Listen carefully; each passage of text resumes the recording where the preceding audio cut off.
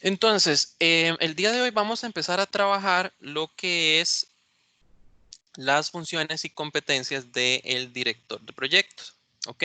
Entonces, en la clase pasada habíamos conversado de, bueno, qué era la administración de proyectos, habíamos hablado un poco de la triple restricción, alcance, tiempo y costo. Igualmente profundizamos en lo que eran las etapas que habíamos mencionado. Ujú. Y, ¿qué más? La parte de las etapas y las áreas de conocimiento, ¿verdad? Entonces habíamos comentado un poco de toda esa parte. Ahora lo que nos vamos a concentrar, vamos a repasar, es propiamente esas competencias que tiene que tener el director de proyectos. Entonces vamos a hacer un repaso propiamente de las competencias que tiene este perfil, esta persona que ejecuta propiamente los proyectos. Entonces vamos a poner primero acá. Lo primero que habíamos visto era por qué realmente era importante interesarse en la gestión de proyectos, ¿verdad? Entonces aquí teníamos una serie de certificaciones, ¿verdad? Esto es al 2015, pues en estos 5 años deben haber cambios relativos. Sin embargo, si revisamos bien la certificación de PMP o Project Management Professional, es una de las certificaciones que en general están siendo mejormente pagadas. Ahora, ¿qué es lo que nos dice eso? Que el rol del administrador de proyectos es sumamente importante. Encontrar una persona que realmente pueda llevar un proyecto al éxito implica, digámoslo así, una remuneración, digámoslo así, mayor a la que podría tener tal vez un programador o la que podría tener un QA, digámoslo así. Entonces, realmente esto lo que nos está diciendo es que, bueno, es un área que como tal, digámoslo así, está siendo pues bastante, muy bien pagada. ¿Ok? Entonces, eso digamos acá para que lo tomemos en cuenta. O sea, es una de las razones. Realmente ejecutar un puesto de administración de proyectos conlleva una muy buena remuneración económica en contraste en contraste, digamos, con otras áreas profesionales y también, pues, obviamente por el nivel de responsabilidad que esto implica. Ahora, habíamos hablado entonces de que el director de proyectos es básicamente esa persona que se asigna dentro de la organización que va a ser responsable de alcanzar los objetivos, de que se asegure de que los objetivos del proyecto se cumplan. ¿Por qué? Porque yo podría tener al programador más pro y al QA más bueno y al desarrollador de base de datos o al DBA más carga. Sin embargo, nada de esto me asegura que realmente yo vaya a tener un proyecto, digamos, que sea exitoso, ¿verdad? Entonces, em, el director de proyecto básicamente va a ser la cabeza o el orquestador que va a tener en sí la responsabilidad del éxito, ¿verdad? Entonces, podremos tener el mejor equipo del mundo, que si el administrador de proyectos no es bueno, no podemos asegurarnos de que realmente se llegue al éxito. Entonces, esa es una de sus responsabilidades y por eso es que este rol es tan importante. Recuerden lo que habíamos mencionado, digamos, hace un tiempo, ¿verdad? El asunto, digamos, en la dirección de proyectos es que si las cosas salen bien, es gracias a todo el equipo. Pero si las cosas salen mal en un proyecto, es culpa del administrador de proyectos. Entonces, esa es la filosofía que se maneja realmente en la calle. Muy pocas veces, ¿verdad? Para no decir nunca, pero vamos a decir muy pocas veces, ha sucedido que pues normalmente la culpa se echa al equipo, sino que realmente, o sea, el director de proyectos, dentro de sus responsabilidades es asegurar que pasemos, o sea, que se llegue propiamente al éxito, ¿verdad? Entonces, eso por ahí. Luego también tenemos otros nombres con el que normalmente se le indica a este rol, que es se le llama también administrador de proyecto, líder del proyecto, gerente del proyecto o encargado del proyecto. Entonces, esos son normalmente em, algunos sinónimos que se utilizan propiamente para este rol. El administrador de proyectos tiene una serie de responsabilidades. Por ejemplo, uno es satisfacer necesidades. Y esas necesidades son complicadas porque son las necesidades como tal del cliente. Entonces, el cliente tiene una serie de necesidades. Como equipo, ¿verdad? El equipo que tiene el PM, hay otras necesidades. Y como personas individuales, también hay otras necesidades, ¿verdad? Entonces, el PM tiene que tener esa capacidad de ver cómo entiende o cómo ve esas diferentes necesidades que muchas veces son explícitas y en otras veces no tanto, ¿verdad? ¿En qué sentido? Que, por ejemplo, una necesidad de muchas personas es crecer profesionalmente. ¿En qué sentido? Que yo no quiero quedarme, por ejemplo, como desarrollar toda la vida siempre en lo mismo, sino que realmente yo quiero, por ejemplo, crecer. En algunos casos, ¿verdad? Podría ser que eso sea una expectativa pues individual. Entonces, el administrador de proyectos tiene que ver cómo colabora para que esa persona pues a nivel individual pueda también crecer. Eso es por darles un caso, porque también podría ser que una necesidad individual es que yo quiero compartir más con mi familia, ¿verdad? Pensando tal vez en una persona sí, ya un poco más avanzada en edad, ya él, su necesidad profesional ya no es tan importante, sino realmente para él lo importante ahora es pasar tiempo en familia, aprovechar, no sé, que el niño está pequeño, que, no sé, o que puede, o querer viajar con la esposa, ese tipo de cuestiones. Entonces, mucho de eso no está explícito, pero el administrador de proyectos tiene que, de cierta forma, ver cómo hace para satisfacer esas necesidades. Porque normalmente, sobre todo, digamos, con el tipo de proyectos de tecnología, recordemos que todo esto es muy intelectual. Entonces, realmente conseguirse a un programador bueno o a un QA bueno es complicado, ¿verdad? Hay mucho programador, mucho QA, pero realmente que usted diga que hacen su trabajo bien es poco, ¿verdad? Entonces, el administrador de proyectos, por ejemplo, esas son necesidades a nivel individual de persona. A nivel de equipo, ¿verdad? Entenderlas propiamente. Bueno, mi equipo necesita capacitarse en programación móvil porque hay proyectos de temas móviles. Entonces uno podría pensar que eso es una necesidad a nivel de equipo, ¿verdad? Y ese tipo de cuestiones. También el director de proyecto tiene la responsabilidad de ser un nexo, digámoslo así, entre lo que es la estrategia y el equipo. Entonces, una de las características más importantes es que muchas veces el equipo habla el idioma técnico, sin embargo no entiende el idioma de negocio. Y el negocio le sucede lo contrario, el negocio habla muy bien su idioma, pero la parte técnica realmente cuesta. Entonces, el director de proyecto tiene que entender cómo es cómo está esa cuestión de la estrategia organizacional para que el equipo técnico pueda generar algún producto a través de ese proyecto que realmente venga a solventar o que venga a alinearse a esa estrategia. ¿Ok? Por dar un ejemplo, un, un administrador de proyectos podría ver que si la organización tiene problemas con su organización de datos, una estrategia podría ser, digamos, hacer o crear un proyecto, digámoslo así, de, ¿qué podemos decir? Sitios colaborativos, ¿verdad? A través de, por ejemplo, un SharePoint o Google, ¿verdad? Que tienen, digamos, herramientas para todo este tipo de cuestiones. Entonces, si la estrategia es eso, de que hay problemas con la gestión de documentos y datos, uno podría pensar que un administrador de proyectos debería redireccionar a través de una solución, digamos, de este tipo, digamos, de generación de sitios colaborativos. El equipo como tal, ahí nos puede ayudar, por ejemplo, con temas por ejemplo, de instalación y configuración de software, ¿verdad? O capacitación propiamente, digamos, de las personas para que aprendan a utilizar SharePoint o Google, ¿verdad? Entonces, realmente esa es su función, digamos, del administrador de proyectos, poder ver esa parte, digamos, de la estrategia y el equipo. Y que al final de cuentas no suceda, como pasa en algunos casos, de que se viene una idea muy chiva de hacer un sistema, por ejemplo, de recursos humanos. Entonces vamos a hacer un sistema de recursos humanos, pero al final de cuentas la gente de recursos humanos no lo necesita ni lo quiere. Entonces se invirtió en un proyecto interno, en este caso de una solución, por ejemplo, de recursos humanos que nadie en ningún momento ni la pidió ni la necesitaba.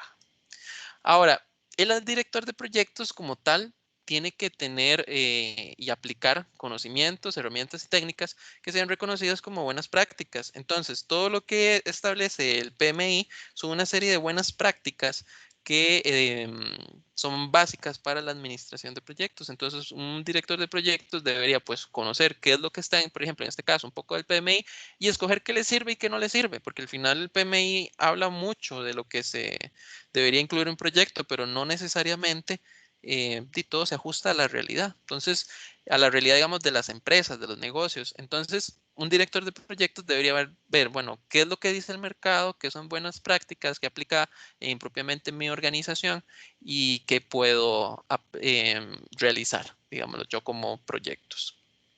Y otra es que el director de proyectos tiene que tener esas habilidades específicas a un área. Entonces, por ejemplo, a pesar de que, por ejemplo, el PMI indica que yo como administrador de proyectos podría administrar cualquier tipo de proyectos, en el sentido de que, por ejemplo, si yo estoy capacitado en gestión de proyectos, yo podría gestionar proyectos, no sé, de construcción o gestionar proyectos de mercadeo o gestionar proyectos de cualquier tipo que a ustedes se les ocurra. En parte de, digamos que podría ser y en otra parte no, porque hay disciplinas que tal vez son o sea, son complicadas. Entonces, en esta parte yo personalmente considero que uno debe tener las habilidades específicas en un área, en el sentido de que, por ejemplo, si yo soy de tecnologías de información, pues yo debería gestionar proyectos de tecnología de información que son los que me van a ser más fáciles de trabajar por ser afín a mí, que por ejemplo un proyecto en construcción del cual no tengo ni la menor idea de cómo es esa parte. Entonces, digamos que ahí tal vez yo difiero un poco de lo que establece PMI, pero yo sí siento que es necesario tener un bagaje de lo que el tipo de proyecto que se está realizando. Y también tener competencias generales para lo que es la gestión del proyecto como tal. Entonces, eso por esa parte. El director de proyectos tiene que ser un facilitador de su equipo, tiene que remover obstáculos, ¿verdad? Básicamente esto nos recuerda mucho de lo que era el Scrum Master, ¿verdad? Que el Scrum Master, su función era propiamente remover obstáculos. En este caso, el director de proyectos pues tiene lo mismo. Entonces uno podría pensar que, bueno, ¿hasta qué punto un Scrum Master no es un director de proyectos, ¿verdad? Entonces uno podría sacar eso, concluirlo a partir de acá. También tiene que actuar, o el director de proyectos tiene que ser un enlace entre el proyecto y los elementos externos, tanto dentro o fuera de la organización. Y tal vez lo más importante es que el director de proyectos tiene que tener esas habilidades interpersonales como el liderazgo, el trabajo en equipo, motivación, comunicación, influencia, toma de decisiones, conocimientos de política y cultura, saber negociar, generar confianza, gestionar conflictos y proporcionar orientación. Entonces, como vemos propiamente acá, el administrador o el director de proyectos tiene que tener esas habilidades, tiene que tener habilidades interpersonales, ¿verdad? Que normalmente otros tipos de puestos no son tan necesarios. Normalmente, por ejemplo, si uno es programador, el tema de liderazgo no es tan importante. Trabajo en equipo es muy importante, pero el liderazgo tal vez no tanto. Inclusive temas de comunicación, porque normalmente hay desarrolladores que no les gusta hablar, que no les gusta comunicarse y pues está bien.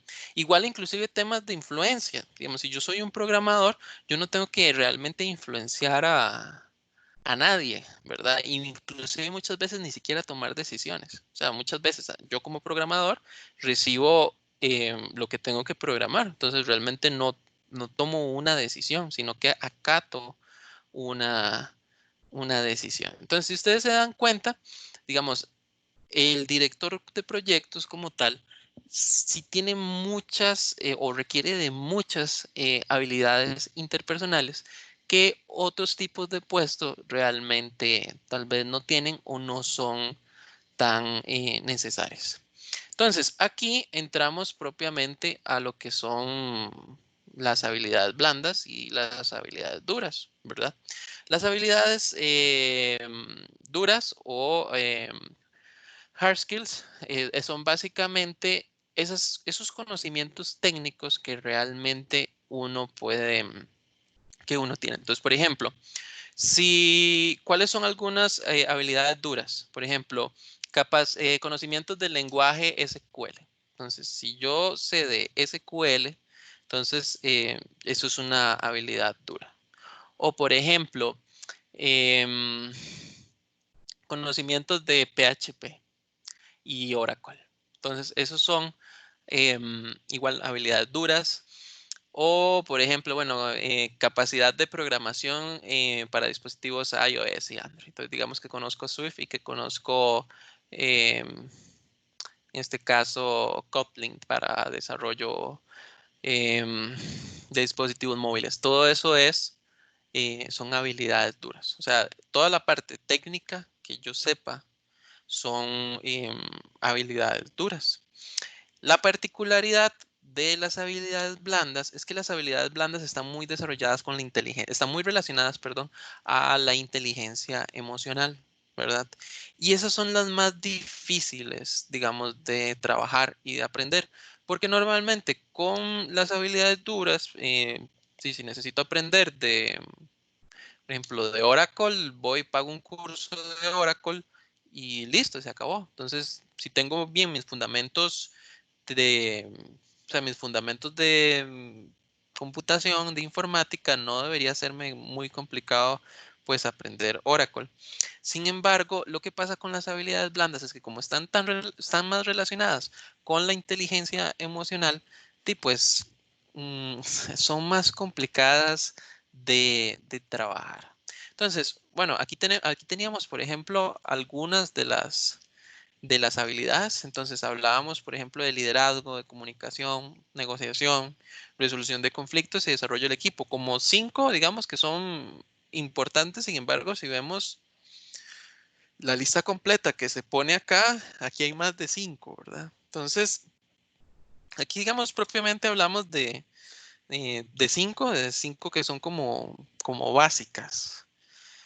Entonces, tema de liderazgo, entonces habíamos hablado de, bueno, ¿qué es un líder? ¿Verdad? Que es como, me están pidiendo liderazgo, pero no sé qué es un líder. Básicamente, una persona que puede influenciar a otras es una persona que se considera un líder. Entonces, si yo tengo capacidad de influencia sobre mi equipo y lo logro conducir, soy líder. Y aquí, bueno, hay toda una teoría de liderazgo, ¿verdad? Porque ya hemos visto, por ejemplo, que a través de la historia han habido líderes que tal vez no han sido pues los más aptos, ¿verdad? Entonces, por ejemplo, si hacemos un análisis, por ejemplo, tal vez ahora que está muy en tema y mucha polémica todo esto del coronavirus y toda la apreciación que se estaba haciendo, digamos, en Estados Unidos y cómo Trump ha, ha manejado pues la situación.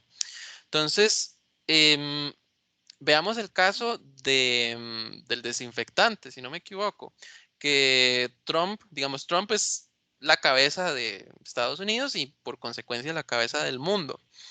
Y es, por ejemplo, interesante que Trump lo que dijo hace poco es que de una forma para sacar el coronavirus o para reducir toda esta cuestión es que la gente se inyecte desinfectante, creo que fue, o cloro, una de esas dos fue.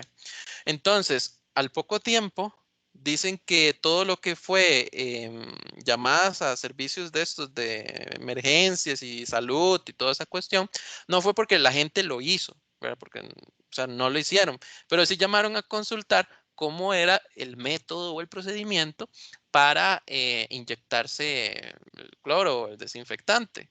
Entonces, digamos que ya ahí uno pues se cuestiona cierto tipo de cosas, bueno, de qué tan bueno es un personaje de estos digamos, en su liderazgo, ¿verdad? Pero lo está haciendo, o sea, para bien o para mal, es un líder, ¿verdad? Que está influenciando a las cosas, está influenciando, perdón, a las personas a hacer cosas que, sí, que los van a matar, pero al final de cuentas está influenciando y está conduciendo, ¿verdad? Entonces, aquí, digamos, el tema del liderazgo es sumamente amplio, ¿verdad? Pero sí es importante ver estas cuestiones, que así como hay líderes que son muy buenos, hay líderes que realmente no lo son. ¿verdad?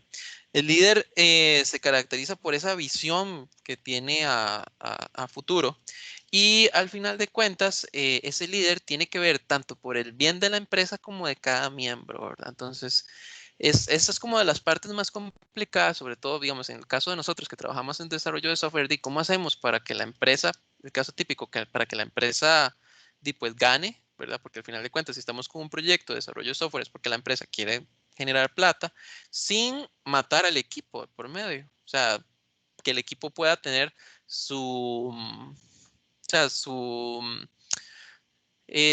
no, que yo no tenga que explotar o llevar más allá, digamos así, a la gente al punto de la locura para poder generar el software que el cliente necesita y que pues el equipo pueda tener, digamos, sus condiciones de trabajo de 8 horas, tener un ambiente que sea amigable, que sea grato, etcétera, etcétera, etcétera. Entonces, eso es básicamente el tema del líder y teníamos que dentro del liderazgo, ¿verdad? Entonces afectan muchísimas cosas, como por ejemplo el clima organizacional, ¿verdad? Hay empresas que mucha gente desea, por ejemplo, trabajar. Entonces, por ejemplo, ¿qué les digo? Google es una empresa que está considerada dentro del top de empresas a nivel global o sea, con gente que literalmente desearía trabajar en esas cuestiones, así como hay otros climas organizacionales que son muy pesados. Por ejemplo, hay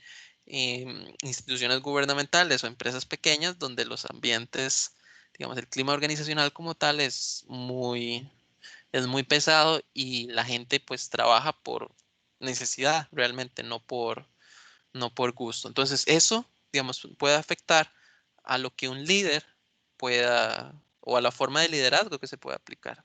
El otro es el grupo de trabajo, ¿verdad? Que habíamos mencionado que, bueno, no es lo mismo trabajar con chiquillos de 20 a 30 años, digamos así, que son relativamente jóvenes, que trabajar con personas que tal vez son de 40 a 50. Mientras, por ejemplo, a un muchacho de 20, 30 años tomar, no sé, 1 hora adicional después del almuerzo para una competencia de Nintendo Wii, bueno, ya el Wii está un poco obsoleta. eh, Pongamos un PlayStation, ¿verdad?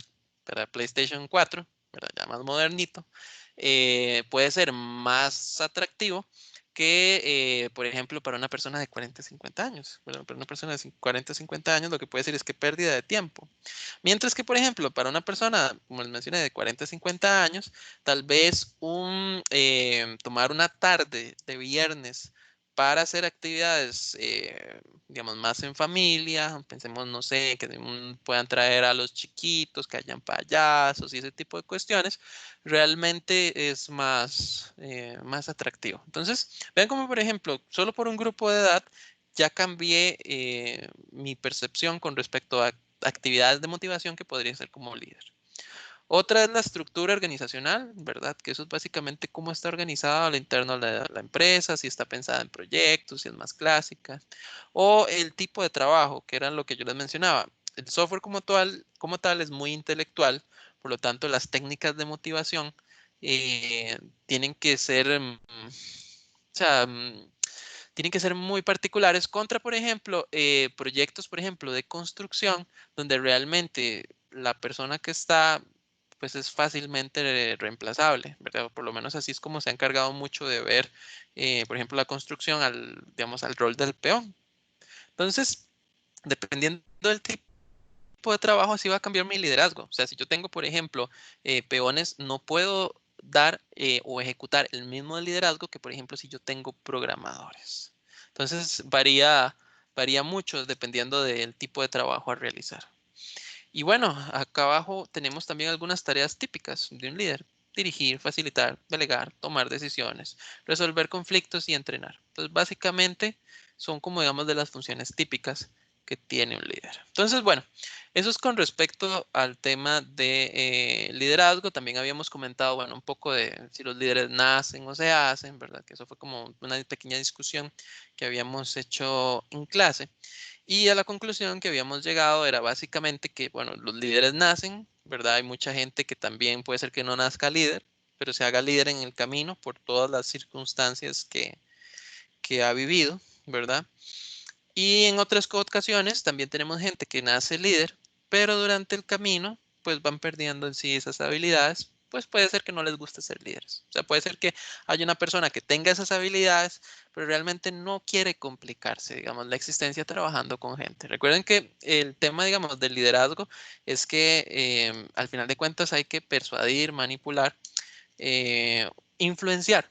Creo que es la mejor palabra que podemos utilizar. Hay que influenciar a las personas y hasta cierto punto pues puede ser un poco cansado. Vean por ejemplo el caso de la historial de los presidentes y la presidenta de la República. O sea, realmente usted al final de una administración, cuando ya está cerca las campañas, usted ve la cara del presidente, un nivel de agotamiento, o por lo menos yo eso es lo que sí he percibido, que realmente las personas se agotan mucho porque realmente, o sea, aplicar un liderazgo puede ser muy cansado dependiendo, digamos, del tipo de personas que usted trate de influenciar. Entonces, bueno, eso es como por ahí. El otro tema es la comunicación, ¿verdad? Que es uno de los puntos débiles que nosotros como ingenieros tenemos principalmente. Entonces, el tema de la comunicación es básicamente, vamos a ver por acá, aquí hay como un diagrama o una imagen muy básica, ¿verdad?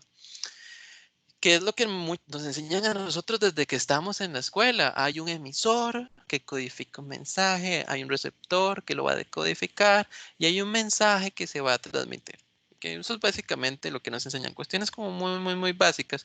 Sin embargo, cuando llegamos al mundo real, nos damos cuenta que el tema de la comunicación es muy complicado, ¿verdad? Porque tal vez una persona ve o entiende algo de una forma, los medios tal vez no son los más adecuados, entonces a veces sucede, por ejemplo, por dar un caso que espero nunca les pase a ustedes, requerimientos que un cliente o que un project manager se les ocurre mandar por Telegram o que se les ocurre mandar por WhatsApp, es como, bueno, estos son los nuevos requerimientos, en WhatsApp.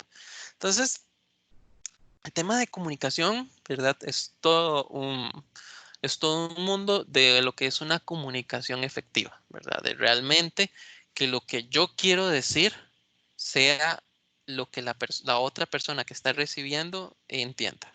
Entonces, ese es básicamente el tema de comunicación. Igualmente, toda esta parte de habilidades blandas las vamos a ir trabajando. El tema, también tenemos que, si vemos por acá, es que nos indica que el 90% de las ocasiones son originadas por problemas de comunicación, los problemas del proyecto. Entonces, si nos damos cuenta, el tema de comunicación es uno de los grandes, o sea, de los grandes problemas o retos, digámoslo así, que un proyecto va a tener que gestionar de una u otra forma, ¿verdad? Ahora, ¿eso qué puede ser? Ya sea malos entendidos, o sea, yo entendí una cosa, la otra persona entendió otra, información que estaba incompleta o faltante de información. También podría ser otra, entre otros casos, ¿verdad? Y por eso es que aquí hay una mofa que se dicen que el director de proyectos, sobre todo en la parte de informática, es un excelente programador en Outlook, ¿verdad? Outlook es la herramienta, es el cliente de correo electrónico de Microsoft para lo que son envíos y recepción de mensajes, ¿verdad? Entonces, si ustedes ven el Project Manager, pasa mucho tiempo enviando correos para acá y para allá. Y eso es propiamente por el tema de la comunicación. O sea, el director de proyecto tiene que invertir mucho tiempo en una comunicación efectiva entre todas las partes que conforman el proyecto. Entonces, eso es un reto muy grande, ¿verdad? Poder hacer una comunicación efectiva, más que por nuestra formación, y nosotros somos más técnicos y menos, bueno, somos más técnicos. Entonces, es un reto que nosotros en la parte de como ingenieros necesitamos trabajar si realmente nos interesa proyectarnos más allá de programadores o de QAs. O sea, si realmente nos interesa en algún punto llegar a ser lead, ¿verdad? O líder o sea, de equipo, o me interesa ser administrador de proyectos, o me interesa pasarme a otras áreas.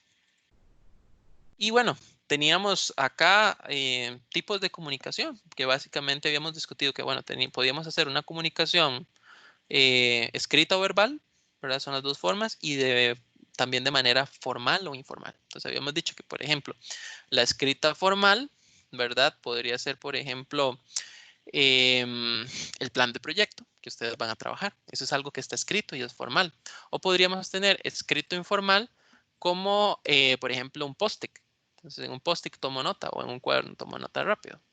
Podemos tener verbal formal como una presentación ante una gerencia o podemos tener una verbal informal como una conversación en pasillo o una reunión tal vez un poco eh, más informal. Luego, también habíamos hablado de lo que era la negociación.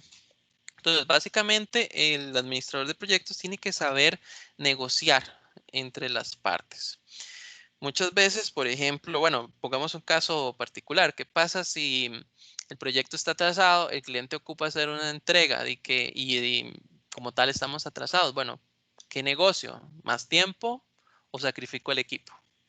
Yo podría decir, bueno, el equipo va a trabajar sábado y domingo muy amablemente y toda la semana hasta las 9, 10 de la noche para que el proyecto sea bien. De eso podría ser una opción que un administrador de proyecto tome. Normalmente, este tipo de situaciones generan de que la gente termine cansada y se vaya, ¿verdad? Termine renunciando en la organización. Otra que podría ser es negociar con el cliente, ¿verdad? Decirle, vea, el asunto es que no salimos a tiempo y aunque yo mate el equipo para que trabaje hasta las 9 de la noche y fines de semana, no lo voy a lograr. ¿Qué le parece si para este viernes le logro presentar no los módulos A, B y C, sino pues A y B listos, finalizados? Entonces uno pues podría negociar y C, le tengo un avance el lunes, ¿verdad? Para que lo vea y me da chance al otro viernes, por decir algo. Entonces es cuestión como de negociar. Muchas veces, digamos, casos como este, las cosas no son tan urgentes y podrían esperar. Entonces, es cuestión de sentarse a hablar. Otras veces no se puede esperar, ¿verdad? Sino que es urgente, pero a veces está el tema de multas, ¿verdad? Bueno, si hay una multa de por medio, ¿verdad? Que me dice, bueno, si no entrego a tiempo, me van a meter una multa de un 2% o 3% del monto a cobrar. Entonces ya ahí uno tiene que poner en peso ese tipo de situaciones y ver qué hace. Pero bueno, esa es parte de la negociación. En negociaciones es importante tomar en cuenta aspectos, bueno, como las emociones, ¿verdad? Hay personas que somos muy sentimentales, ¿verdad? Em, o somos personas que tal vez somos de sentimientos tal vez más delicados o más sensibles, que es lo que se llama. Entonces, es importante saber que cuando estamos en un proceso de negociación, pues estamos siendo objetivos, ¿verdad? Entonces, muchas veces en un proceso de negociación, ya he visto casos, por ejemplo, de gente que termina llorando o gente que termina tomándose como un ataque personal, ¿verdad? Eso nos pasa a nosotros mucho como ticos. O sea, como ticos nosotros tenemos ese gran problema, ¿verdad? De que pensamos que es contra nosotros, ¿verdad? Y no nos gusta que nos hablen feo, ¿verdad? Entonces, hay que tomar en cuenta ese tipo de cuestiones, ¿verdad? Y ir, por ejemplo, volviendo al caso, nosotros como ticos, de tratar de no verlo como algo personal, sino que pues es una cuestión, digamos, en una negociación, un proceso que estamos hablando de aquí a allá y pues si no lo logré o si durante esa negociación pues el cliente las jefaturas se portaron lo que se llama conchos, no es nada personal, no es que uno les caiga mal, sino que simplemente, pues no se podía ir listo, ¿verdad? Que son culturas, por ejemplo, como por ejemplo, los españoles son muy directos, ¿verdad? Y en realidad, por ejemplo, está difícil conseguir un halago, por ejemplo, de un español, ¿verdad? Entonces, hay que tomar en cuenta, digamos, ese tipo de cuestiones. También el histórico de relaciones, ¿verdad? Eso puede, pues, afectar, ¿verdad? Ahí, digamos, cuando uno empieza a trabajar y uno, pues, va a negociar, pues, uno sabe del historial ¿verdad? Usted sabe, por ejemplo, en el caso de tal vez de ustedes cuando eran niños, ustedes sabían si tenían que preguntarles al papá o a la mamá, ¿verdad? Para pedir un permiso particular. ¿Quién era mejor? ¿Quién era más factible? ¿Por qué? Porque papi es más suave o mami es más suave. Y si yo le digo tal cosa a papi, tal vez papi me ayuda, ¿verdad? Entonces, eso es el histórico de relaciones. Igual sucede en las organizaciones. O sea, usted sabe con quién sí se puede ir a pedir y con quién no. Y el otro es el de restricciones o limitaciones, ¿verdad? Eso es básicamente hasta qué punto se puede negociar o no se puede negociar.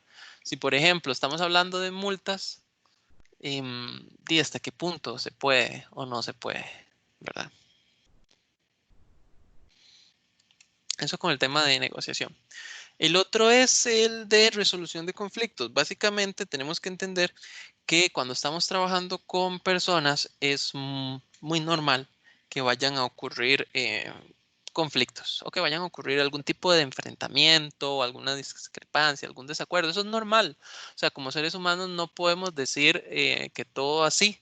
O sea, que todo sí y que a tratar de quedar bien con todo el mundo. O sea, a veces tenemos que decir no y ese no nos puede ocasionar tipo es un problema, ¿verdad? Entonces, realmente tenemos que ver el conflicto no como algo malo, sino que realmente es algo natural cuando estamos trabajando con equipos, ¿verdad? Cuando estamos trabajando con personas y lo importante no es acumular, sino realmente saber cómo uno puede arreglar estas cuestiones, ¿verdad? Entonces, la idea de la resolución de los conflictos es, pues, resolver pues estos enfrentamientos que puedan ocurrir de una forma sana.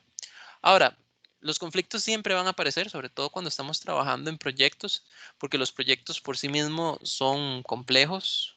Entonces, hay que tomar esa parte en cuenta. Hay que tomar en cuenta también que hay muchos intereses de por medio y muchos de esos intereses son diferentes. Entonces, el tratar de abarcar tanto nos puede causar un conflicto y también tomar en cuenta que el proyecto como tal tiene muchas variables que están acá, como por ejemplo el tiempo, el costo, alcance, calidad, entre otras, que cuando nosotros tratamos de balancearlas, eh, de una u otra forma nos puede ocasionar conflictos, ¿verdad?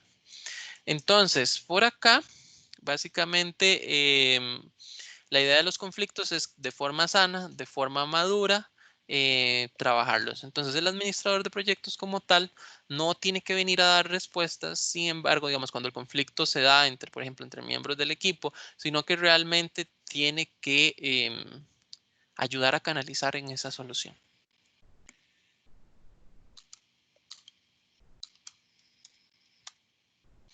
¿Ok? Que era lo que les mencionaba pues hace un momento. Entonces, el director de proyectos no necesariamente va a dar la respuesta como tal al conflicto, sino que va a tener por lo menos que colaborar en mediación, en poder garantizar que el conflicto se resuelva de una forma exitosa y de una forma sana, ¿verdad? Y desarrollo del equipo. Entonces, dentro del desarrollo del equipo, o sea, eso es una característica que tiene que propiciar el administrador de proyectos. O sea, él tiene que ver cómo hace para que su equipo como tal crezca. Recordemos que, vamos a ver, si lo vemos tal vez técnicamente, entre mejor me programe un programador más rápido, para mí va a ser pues más beneficioso. Digámoslo así, si lo vemos desde la perspectiva técnica. Si lo vemos desde la perspectiva, digamos, más, digamos, no, desde un punto de vista no técnico, si mi equipo se desarrolla mejor, o sea, tienen mejores capacidades para comunicarse o tiene digamos, capacidad de trabajo en equipo y ese tipo de cuestiones, entonces realmente va a ser beneficioso para el proyecto. Entonces, nadie quiere, digamos, en administración de proyectos, uno no quiere que el equipo se quede estático, sino que realmente entre el equipo vaya creciendo y vaya mejorando, pues es mejor. ¿Ok? Eso es, son son temas, digamos, que le compete ver al administrador de proyectos. Y a partir de acá, entonces habíamos hablado, bueno, de la idea del desarrollo de los equipos, que era mejorar sus competencias, cómo interactuaban entre ellos, el entorno del equipo y bueno, y sobre todo que todas estas mejoras pues ayuden al proyecto o a futuros proyectos que se vayan a desarrollar. Igualmente, digamos, cosas que puede tocar o que un administrador de proyectos puede velar, digamos, para el desarrollo de su equipo es en conocimientos y habilidades, en lo que es la cohesión de grupo, o sea, que el grupo se sienta con mayor confianza y mejor comunicación, y sobre todo lo que son tanto desempeños personales y grupales, porque al final de cuentas va a ser una mayor eficiencia. ¿Ok? Y aquí, bueno, esto es más relacionado con temas, por ejemplo, de desarrollo personal, ¿verdad? Que es el mentoring y el coaching, que básicamente son muy similares, ¿verdad? En realidad la diferencia entre uno y otro es como muy vana. Básicamente es el desarrollo de las personas, o sea, poder ayudar a esa persona a través, por ejemplo, de ya sea de una persona más experimentada a que vaya, pues, que vaya creciendo, digamos, de una u otra forma. Entonces, básicamente, técnicas para que las personas, pues crezcan. ¿Ok? Entonces, esto era el repaso de lo que es el director de proyecto, porque sus funciones son tan importantes acá. Nuevamente, nosotros solo vimos unas cuantas habilidades, o sea, por ejemplo, hablamos de liderazgo, hablamos de comunicación, hablamos desarrollo del equipo, que bueno, esta podría considerarse parte de. Sin embargo, hay otras que no necesariamente fueron explícitas y te las trabajamos con tanto detalle. Por ejemplo, conocimientos de política y cultura. Digamos, es importante que la persona conozca, que el PM, el director de proyectos, conozca pues la cultura del negocio, cómo se mueve, qué tipo de cosas se pueden hacer y qué tipo de cosas no son tan bien vistas, ¿verdad? Entonces, la idea con esto es simplemente hacer un pequeño repaso, ¿verdad? De ese rol en particular de lo que es el director de proyectos. No sé si tienen alguna consulta o duda. Me escriben en el chat o si no me interrumpen.